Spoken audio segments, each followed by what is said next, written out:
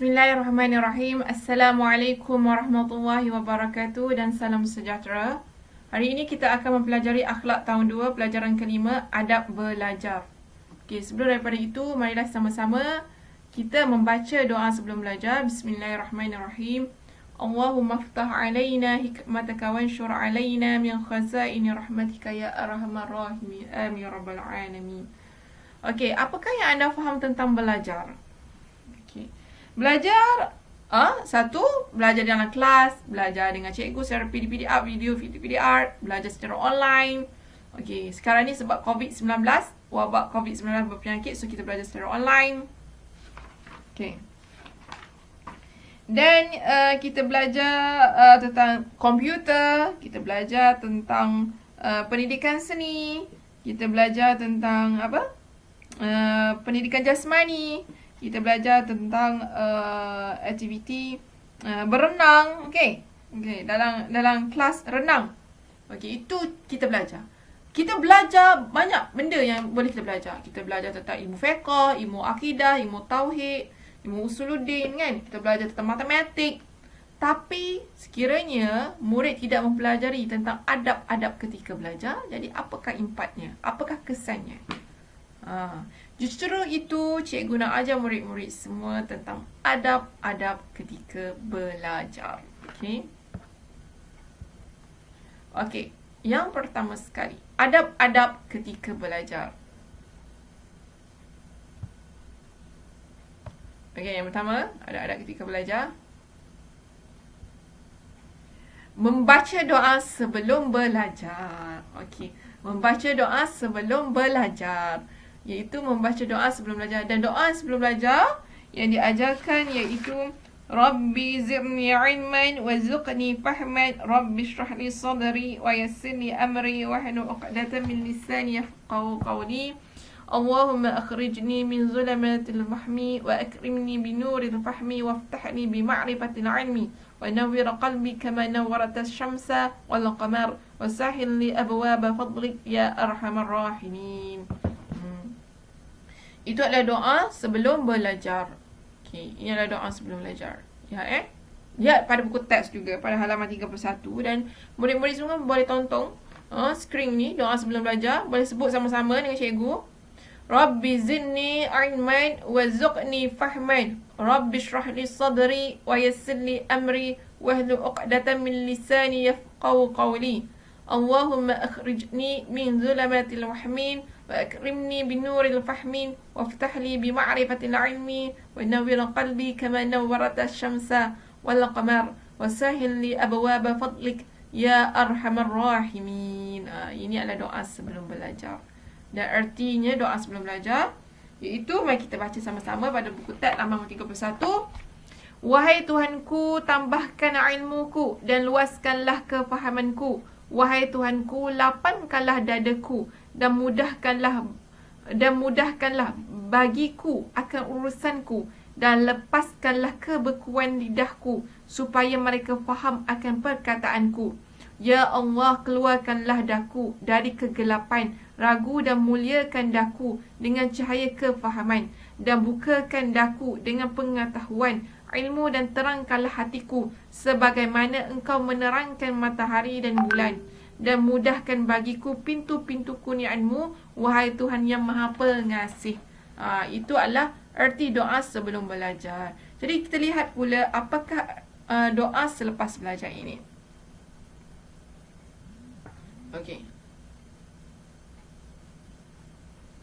doa selepas belajar iaitu Rabbana la tuzigh qulubana ba'da idh hadaitana wa hab lana min ladunka rahmah innaka antal wahhab ya fattahu ya alim iftah li futuhal arifin Allahumma inni astawdi'uka ma 'allamtani farduhu ilayya 'inda hajati ilayhi wa la tunsinihi ya rabbal alamin. Okey, ini adalah doa selepas belajar iaitu bismillahirrahmanirrahim. Boleh baca sama-sama. Rabbana la tuzigh qulubana ba'da idh hadaitana wa hab lana min ladunka rahmah innaka antal wahhab ya fattahu ya alim iftah li qalbi futuhal arifin Allahumma inni astawdi'uka ma 'allamtani Faraduhu ilayya 'inda hajati ilayhi wa la tunsinihi ya rabbal alamin. Okey, ini adalah doa selepas belajar. Dan artinya doa selepas belajar ini iaitu, wahai Tuhan kami, janganlah Engkau pesongkan hati kami sesudah Engkau kurniakan kepada kami petunjuk. Anugerahkanlah kepada kami rahmat, kerana bahawa sesungguhnya Engkau Maha Pengurnia. Wahai Tuhan yang Maha Pembuka dan Maha Mengetahui, bukakanlah hatiku seperti orang-orang yang arifin. Wahai Tuhan, sesungguhnya aku mempertaruhkan kepada Engkau apa yang telah Engkau ajarkan kepadaku. Kembalikanlah ia ilmu kepadaku ketika aku berhajat kepadanya, dan janganlah Engkau lupakan aku akannya ilmu, wahai pentadbir sekalian alam. Kita mohon pada Allah Subhanahu Wa Taala agar ilmu kita berkat. Okey, itu adalah doa selepas belajar.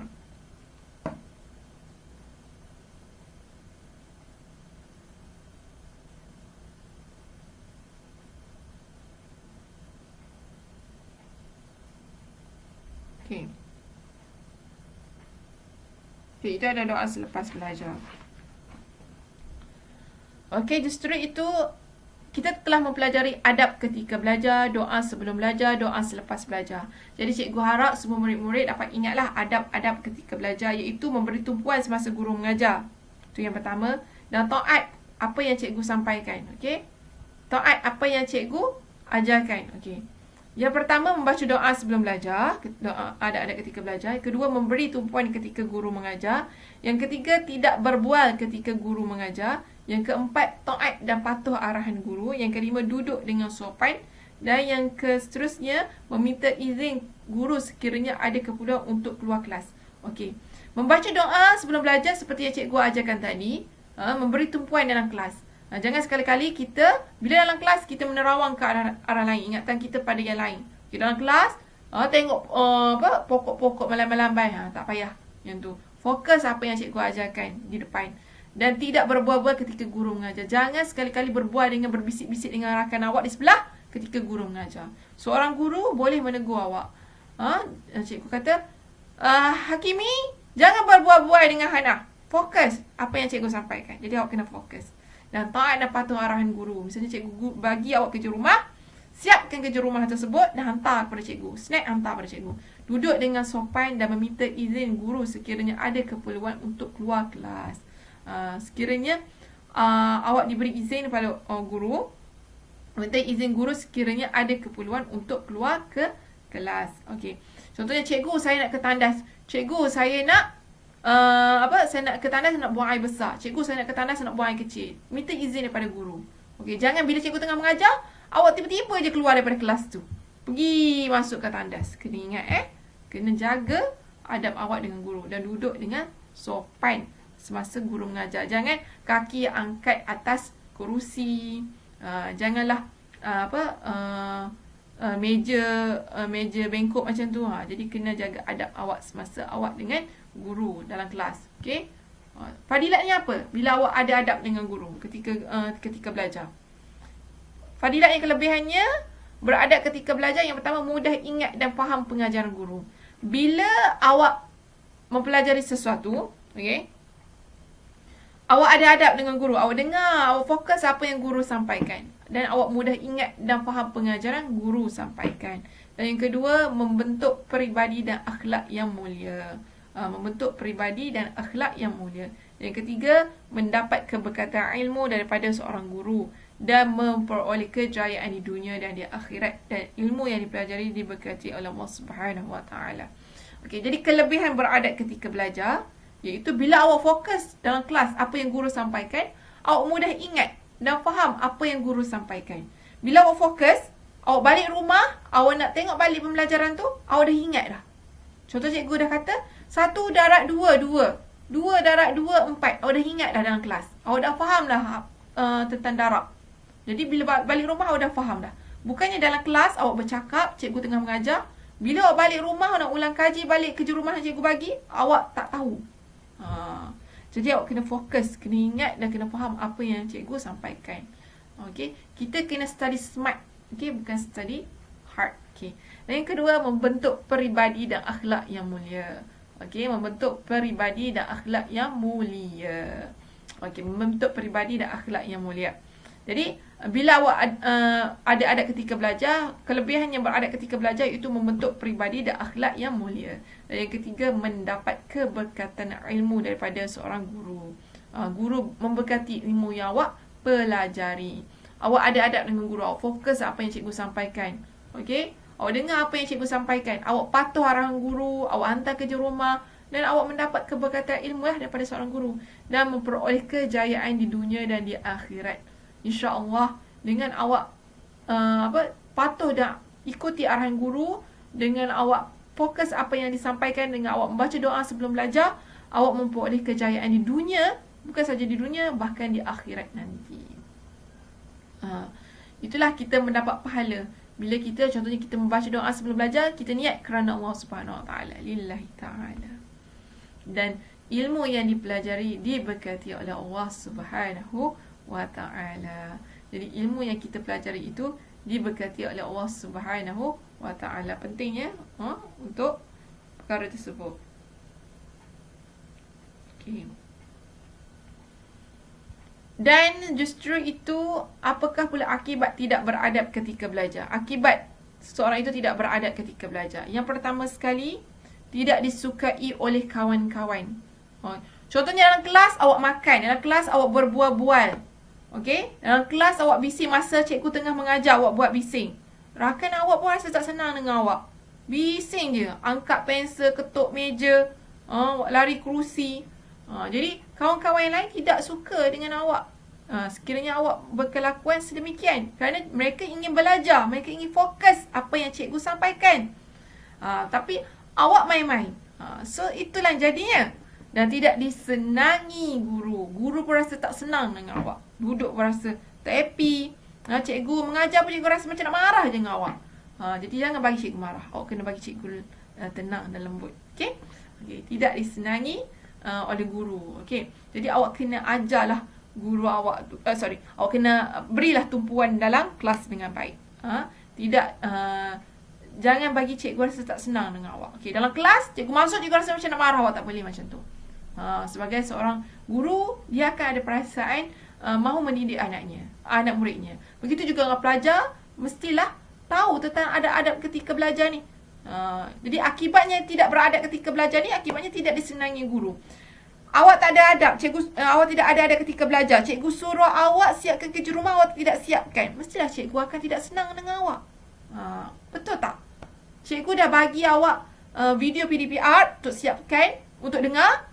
Cikgu dah bagi tugasan untuk awak untuk siapkan, tapi awak tak siapkan. Jadi cikgu sendiri pun akan rasa tidak senang dengan awak. Jadi cikgu pun rasa, kenapa awak tidak siapkan kerja rumah? Apa masalah awak sebenarnya? Dan seterusnya, ilmu tidak diberkati oleh Allah Subhanahu Wa Ta'ala. Ilmu yang awak pelajari itu tidak mendapat berkat daripada Allah Subhanahu Wa Ta'ala. Yang seterusnya, susah untuk memahami pelajaran yang disampaikan. Bila tidak fokus masa cikgu mengajar. Cikgu mengajar ke depan, awak tak fokus.